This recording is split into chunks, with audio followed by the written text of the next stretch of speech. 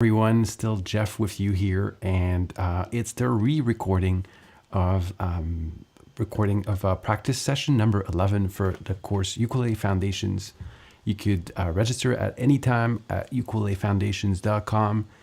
Then these practice sessions will make a whole lot more sense. So that's the idea here. I had unfortunately some technical complications that prevented me from recording practice 11. So this is my feeble, my honest and humble attempt at re-recording it. So practice number 11, as for week 6, I guess the theme of week 6 is that we are bringing everything together. And so I'm also going to turn on chat. If someone is looking at this live, please say hello. It's always nice to know that someone is watching. And so that's it. So I'm going to change it up a bit today. I'm going to focus mostly on songs.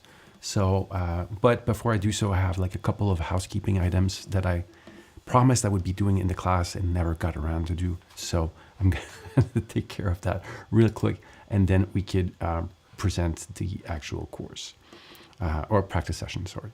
So not this one, Jeff.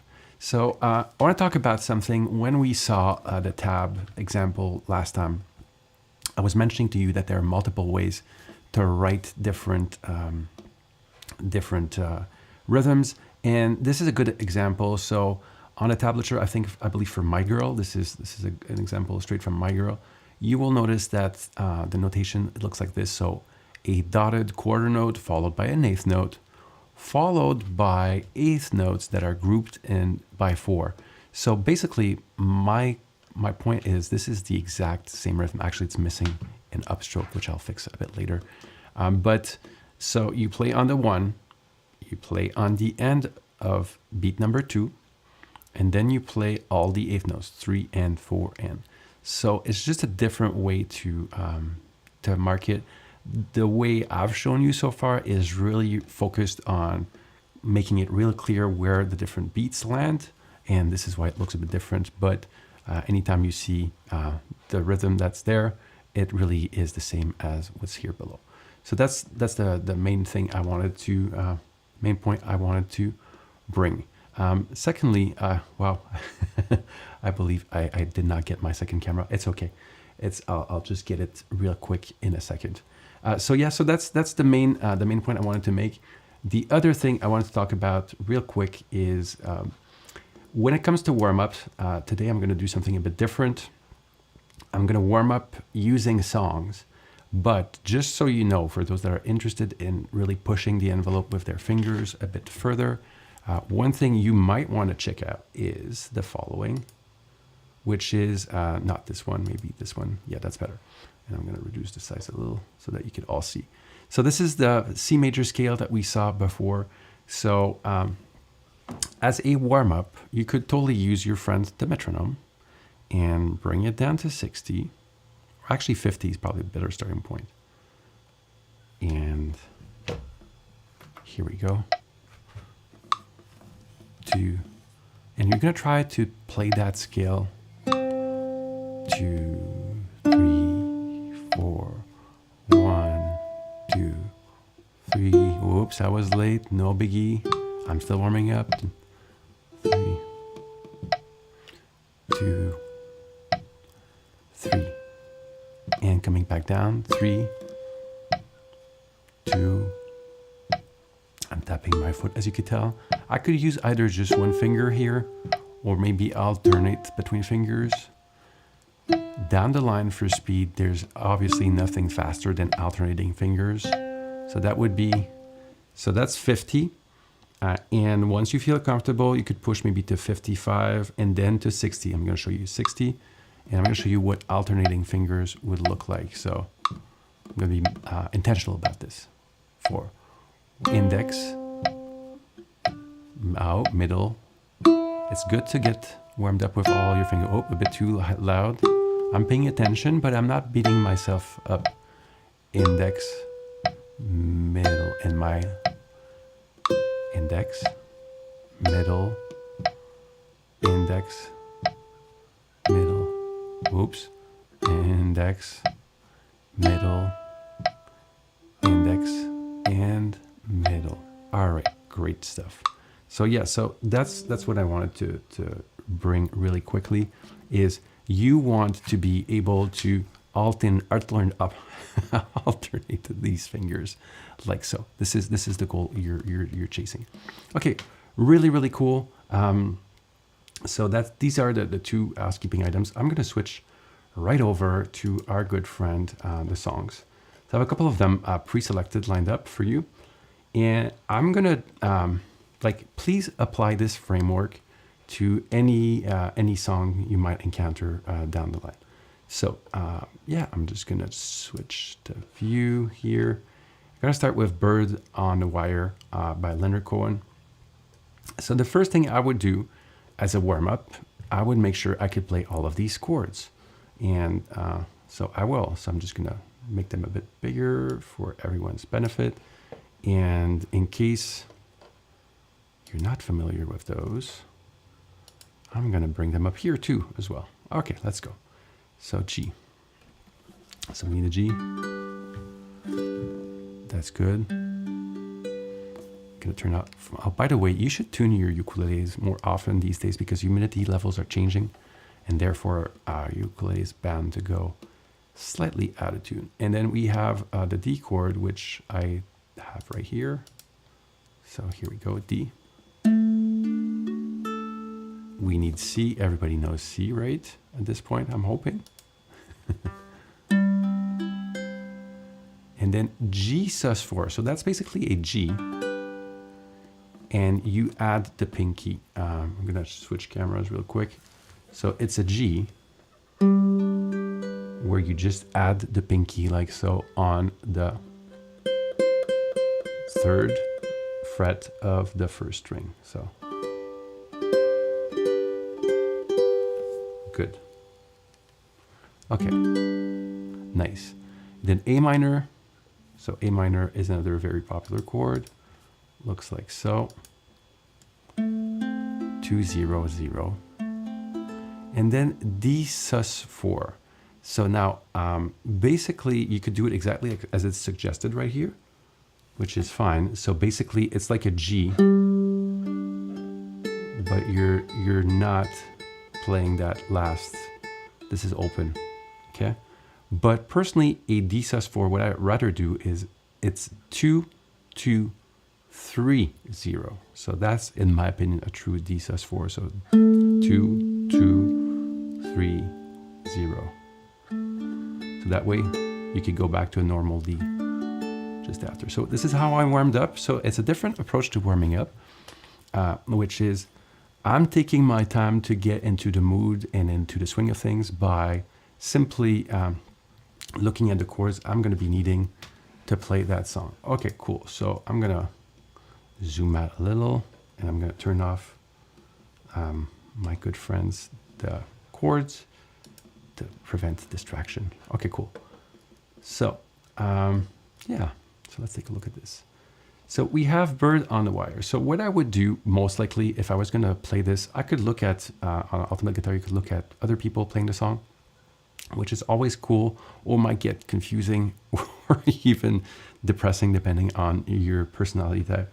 So for now, I'm not going to care about that. I'm just going to use my metronome and click on the tap button, which is located at the bottom right of the screen on the Pro Metronome app. And I'm listening to the CD. 1, 2, 2, 2. So I'm tapping my foot, but in this case, I'm tapping my finger. It's about 90 BPMs. And so depending how you want to consider this song, you might feel like this is 3/4 or maybe triplets. Some people might say 6/8. Let's keep it simple. Let's not get bogged down in theory. Let's pretend this is 3/4 and it's about 90 BPM. So that's your target. 2, 3, give or take. That's the original song. So this is your target if you want to play at the exact same speed as you would with the song, and provided it's in the same key, because sometimes it's not in the same key, so you want to check if there are not any capo suggestion. If you're not sure what I recommend you do, I'm gonna try to show it on screen. I can't, but look at the different versions. Like it's definitely worth taking a minute or two just to go through the different versions to see which ones have it right, because that's why there are multiple versions in the end. Okay, cool. So, so I'm listening to this. I could master all the chords. That's fine. I know it's 3/4. I know my destination is 90, but I'm not going to start there typically unless I'm a ukulele ninja. I'm going to start around 60. It might be too fast. It might be too slow. Let's find out. So my first thing, again, it's all about bringing it all together. We want to get to that place where start with the foot tapping. Maybe I want to listen to the record, and I'm going to be playing the long beats. So the long strumming is what? The long strumming is you're playing one strum per bar. So if it's a 4/4, you're playing a whole note. If it's a 3/4, you're playing, little recap, a dotted half note. Don't get bogged down by the theory again. So you're playing 1, 2, 3, just playing on the 1, 2, and you let ring. So let's see if that works with the song. And how long does each chord last? 2, 3, 1, here we go, G. 1, 2, 3, D. 2, 3, 1, 2, 3, 1. I'm humming the melody in my head. 3, 1, 2, 3, 1, 2, 3. Okay, let's talk about that in a quick second. So it seems like in this case, each chord is worth 1 bar. It's a much slower version than the actual version. And some of you might have noticed I'm using my low G today just to make it inclusive. It might sound a bit different. Personally, again, I've said that, and I probably will do that video in English too. I have a battle, like, do you need a low G or not? In my opinion, it's cool to have both, because there's no question it impacts the way you sing, among other things. And some songs, they work really, really nicely with a low G. Others not so much, and vice versa. So you really need 2 ukuleles, I'm sorry. But if you don't have the money, you could cheat. So you could have like shared custody. So for a little while, just buy that extra low G, either the low G string set, or just that separate string, and just alternate between the G string. That's the only difference between the two of them. All right, so we know it's 1, 2, 3, 1, 2, 3. So my first goal would be to make sure I could go with the long strum. So for those that don't remember what the long strum is, so the long strum is what we start with typically when we have a rhythm. So if it's 1 chord per bar, it means that we're going to be playing just the whole note, like I just did. Once I'm comfortable with that, let's pretend I did that for a while, and I'm cool with that. If it would have been 2 chords per bar, then obviously I would have gone with this one, which each of those half notes would have gotten a chord. But that's not the case here. So let's go to the next one, and this is called the minimalist. I talked about this rhythm in the class. So this rhythm, the goal is to make it a bit more interesting than the long strum, and it's very useful. It works with everything, works with simple versions.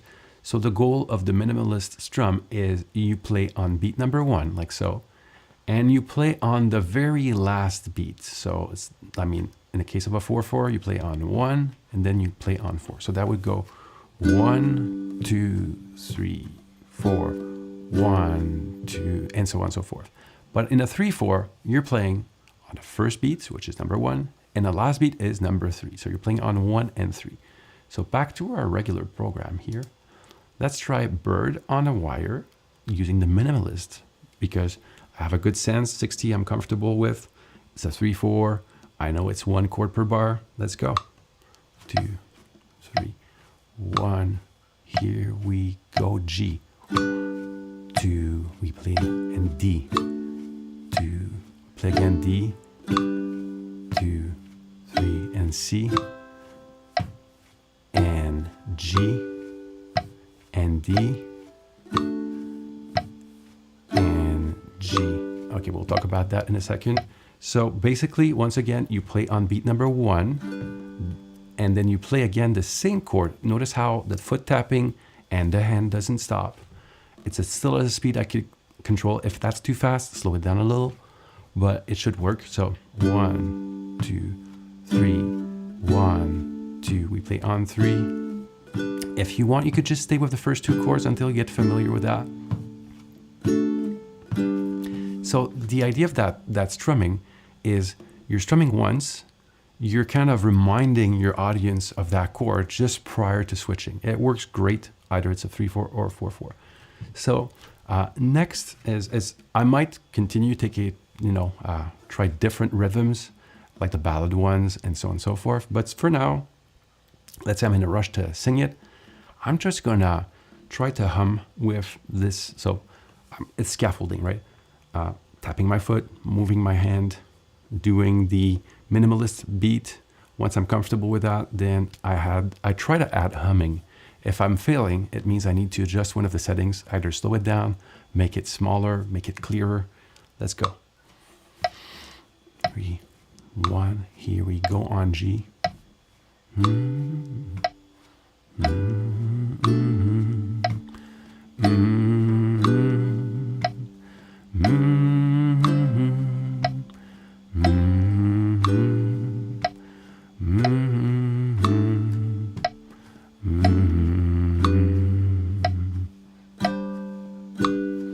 Okay, so let's talk about that real quick.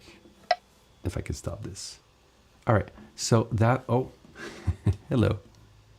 So on that, that end of sentence, like in my way to be free, we talked about that. It's actually embellishment. So I'm playing on beat number 1 the G chord, but as my last chord that I would normally play G again before switching, what I'm doing is I'm playing the embellishment, which is G sus4, adding that pinky. So it goes 1, 2, embellishment, and back to G. Try it again. G. Nice. Okay. So as you can tell, I could probably hum. So I will stay humming again and try some singing. And I'm warming up, so I need to be, understanding and patient. Let's do this. 2.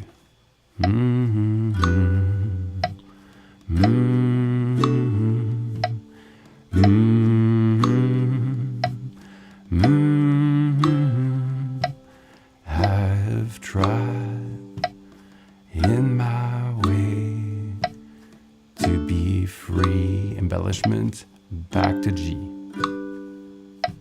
Like a worm on a hook, like a knight from some old-fashioned book. I've saved all my ribbons for thee. Okay. Of course, the singing could be better. I could go through the other rhythms that I suggested, but my point is showing you that process. I'm warming up, and it's getting better all the time. Okay, moving on to the next song, because I want to do a couple of those for you. Let's go with Love Me Do by the Beatles. And so, again, I would do the same thing. I'm probably going to go back to 4/4 preventively, because I'm pretty sure it's a 4/4. So I would listen to the song, put the song on, tap here. Dun, dun, dun, dun. Dun, dun, dun, dun, dun. So it's about 130. Love me do. You know I love you. Okay, so 130 is my target. It's not a race. Do it at your speed, of course, but this is what we're aiming for. Let's go again. Let's start at 60, the super slow-mo version of this song once again. And I'm turning it down to 60. Cool. Okay, let's look at this. Again, do I know the chords? I'm going to go a bit faster. We know G, we know C, we know G7, and we just talked about D. Okay, cool. Here it says it's 148, so it's actually faster than what we see. It's cool because here we're talking about rhythms. For those that don't remember, This is a notation for shuffle. So you're playing basically all the down beats, so all the down strokes on beat on 1, 2, 3, 4. And then the reason why it goes 5, 6, 7, 8 is because this rhythmic idea, this rhythm, this strumming pattern is over 2 bars. So first bar is easy peasy. You just play 1, 2, 3, 4 on bars. The second bar is 5, 6, and 8, and okay, let me do that again. 1, 2, 3, 4, 5, 6, and 8. Okay, I need to clarify this. And again, you don't have to follow this rhythm, but at least try it, you know. 1. So actually, you know what I'm going to do? I'm going to play this using my tool. Again, I'm going to demonstrate exactly how I would approach it. So I'm using shuffle, swing, 2, and 3, and 4. Let's go. 1, and 2, and 3, and 4, and 5, and 6, and 7, and 8, and 1, and 2, and 3, and 4, and 5, and 6, and 7, and 8. So once I have that, I could probably speed it up. I'm going to go to 60, but speed it gradually. 2, and 3, and 4. 1, and 2, and 3, and 4, and 1, 2, 3, 4, 5, 6, and 7, and 8, and 1, 2, 3, 4, 5, 6, and 7, and 8, and okay. So basically, it's mostly down strums. I'm going to say hello to Helda that just joined. Thank you for being here, Helda. Appreciate it. So 2, 3, 4, 5, 6, and 7,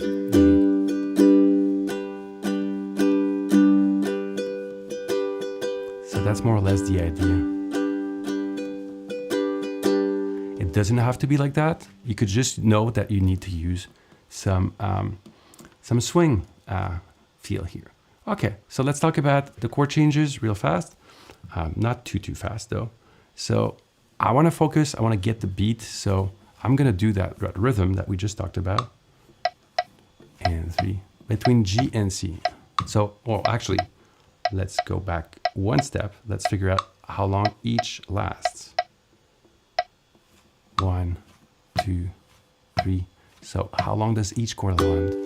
2, 3. Okay, so that's interesting.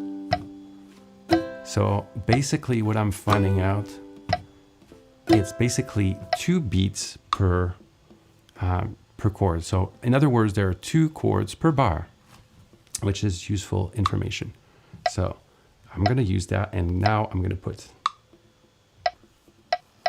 let's do it between G and C. 1 and 2 and 3, 4 and 1 and 2 and 4 and G to C. And okay, so, and then when I'm comfortable with that, I would add the rhythm that I just demonstrated. So between G and C, 1, 1.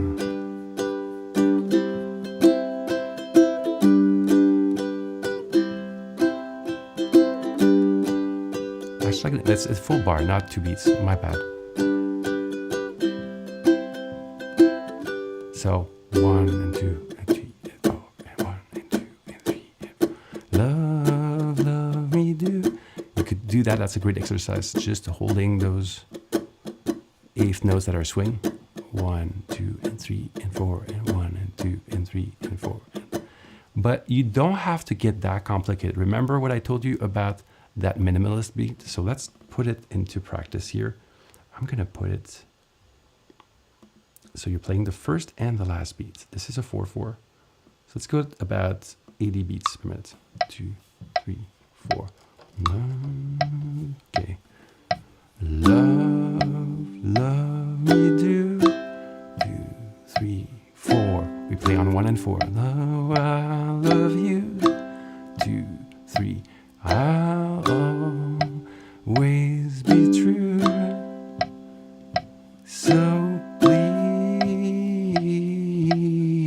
cut the sound. Love me, G7, 2, 3, and play on 4, play on 1 and 4, and G, and back to C, and so on and so forth. So that's starting to, I mean, it's very minimalist, but it works. And after you get familiar, you could throw in some and 4 and 1, but sometimes like salt and pepper in your food. So love me do, you know I love you, I will always be through. So on the C maybe. So please cut the sound of me do 4, 1, 2, 3, 4, 1. So again, I'm throwing that extra towards the end, that up, but it's swing feel, and without the metronome, just full speed. Love, love me do, you know I love you, I've always been true, so please. It works as long as I tap my foot and I move my hand. Eventually, I could make the rhythm more complicated, but it still works with that minimalist rhythm. This is what I wanted to show you. I'm looking at time. Cool. I have the perfect song. Still Beatles. Yeah, I'm a Beatles fan. I can't deny it. We have a little help from my friends by the Beatles. This is a great song. There's a B minor here, but don't get, I want to remind you, anytime you see a B minor like so, you could actually swap it with a B minor 7, which is not a bar chord. It's this one. So it reads 4. So your pinky is on the 4th fret. I'm using my low G for those that are not noticing. So 4th fret on the 4th string. 4, 2, 2, 0. So it's 4, 2, 2, 0. So that's a B minor 7. So you have those two fingers here at the 2nd fret on the strings 3 and 2. And your pinky is extending. It's not easy at first, but it's worth it. That's a B minor 7. So anytime you see a B minor, if you don't want to do the bar chord, this is totally something you could do. All right, so I want to take a look at this, and again, here, what type of information do I have? Not much, but this is really cool. I like those. So here they're giving you a sense of how long each chord lasts. So that's one step less for you to do. In fact, whenever you're tackling a song, if you want to write that down on a piece of paper, how long each chord lasts, that's very useful. So here we have 2 beats of D, 2 beats of A, and then a full bar of E minor. 2 beats of E minor, 2 beats of A7, A full bar of D. And we repeat the whole thing twice. So by now, I'm imagining that we're familiar with everything here. So I'm gonna get a sense of the speed then, my target speed.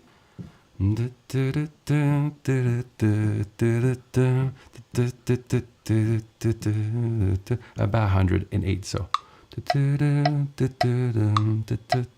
So that's my target. Let's slow down to 60 as a starting point. Might be too fast, might be too slow, you adjust it. And I'm gonna go with the long strums. So long strums, remember when there's two chords per bar, we play half notes. When there's 1 chord per bar, we play the whole note. So 1 and 2, and here we go with D long strum. 1 and 2, 8. Okay, that's a bit fast, Jeff. Let's go to 50. Again, long strums. 3 and 4. D for 2, A for 2, and then E minor for 1, 2, 3. We keep moving the hand. E minor for 2, and then A7 for 2, and D for 4. Long strums. The goal is to get it under your fingers. And then E minor, 2, 3, 4. E minor for 2, A7 for 2, and back to D. 2, 3, 4. And so I keep doing this. Once I'm comfortable, and And since there are chords that last only 2 beats, in this case, actually rhythm number 1 might prove to work. So let's try it. So all downstrokes, all quarter notes, we're playing everything. 3, 1, 3, 4, here we go. 1, 2, A, E minor for 2, 4, 4, sorry, 2, 3, E minor for 2, 1, 2, A7 for 2, and D for 4. So that's at 50 again. We're still on the chord pattern 4. Nice. And only once you're comfortable, that might be tomorrow, that might be the day after. Nice. You can start humming.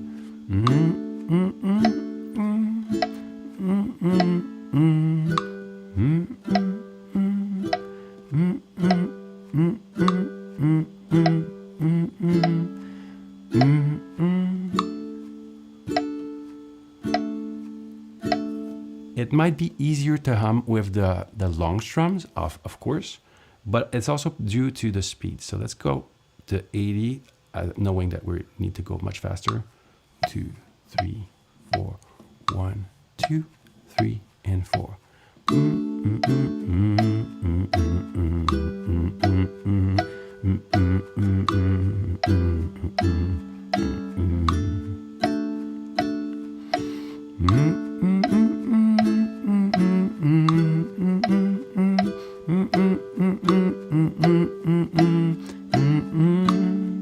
Let's go to the chorus.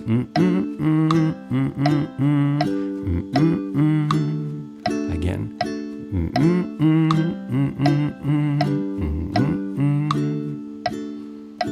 Okay, so good. So what I wanted to show here and demonstrate is you build it up using all the techniques we've seen. Start by getting a sense of, do I know these chords? Do I need to transpose it? What type of speed should I be aiming for over time? Finding my starting speed, getting into it, finding if it's 3/4, 4/4, how long each chord lasts. Is it a bar? Is it 2 chords per bar? Sometimes it's not clear. Try things out. You'll get it eventually. And then finding a speed that works for you and adjusting the size of what you work with and the complexity of the rhythm so that you're set up for success. And as you could tell, it doesn't, of course it doesn't take that long because I need to show you a sped up version, but even if it took you weeks, aim for those 1% improvements and that would work wonderfully. So Love Me Do, Brown Eyed Girl, Bird on a Wire, there's plenty more. I'm starting to put together the playlist for Canada Day and for the 4th of July. You're welcome to join the Canada Day one, even if you're not Canadian. And you're welcome to the 4th of July, even if you're Canadian. So, I make the rules, so you're all invited. And the invitation extends for those that want to attend the French events. They're going to be one on the 24th of June for, they're all going to be French songs, so I apologize, but that's kind of the concept. So for 24th of June for the Quebec ones, and 14th of July for the French ones, some classic songs there. So, I'm going to be speaking in French for the French ones, but that's okay because for the English ones, then whoever speaks French is going to have to put up with me speaking in English. So it's fair. Everybody is annoyed equally. This is my goal. So that's it. That concludes Ukulele Foundations for real this time. That's kind of a weird way to go. Lesson 11 after practice 11 after practice 12. I will be sending out a survey and a bunch of goodies. It's been quite a ride. I've already thought about improvements for the next time I do this whole thing. The legacy videos will always be there. So if you want to have the version you attended, that's fine. It's going to be there. But you also get the benefit of having all the future recordings. So next time I give this class, I'm going to try to make it even better. So you get access to that. So it's part of the deal. So if you've not subscribed just yet, head out to ukulelefoundations.com so that what I'm talking about here makes a whole lot more sense than just seeing it like that. So that's it. If there are any questions or in chat or live, that's a good time. If not, I will let everyone have a wonderful weekend. So this looks like it's all okay. Oh, Ella, you have something you wanted to say? Nope, I just wanted to wish you a good weekend. All right, stay And tuned for thank the. you. And thank you very, very much. You're very welcome, and stay tuned for the Canada Day announcement. Um, it's coming out. It's just that I've been, too many projects. Let's just put it this way. This is my karma, but it's for a good cause. So bear with me. I should catch up this weekend. I should be good next week. It's going to be a new week, and brush up on little things. Thank you again for being here. Appreciate it. Hope you could play some ukulele this weekend, and that you'll be able to vote for the songs. I'm going to submit a playlist of favorite Canadian songs. You're also welcome as a loyal attendee to submit your own your own version of whatever you want as a special request. I appreciate that. We don't have to, and so it's just a suggestion if you want to. So a song that you really, a Canadian song, it has to be by a Canadian artist. Or you can even submit one for the 4th of July. I'll let that slip. Uh, so that's it. So thank you so much. Have a good weekend, everyone. Have fun, and see you on the flip side next week. Bye.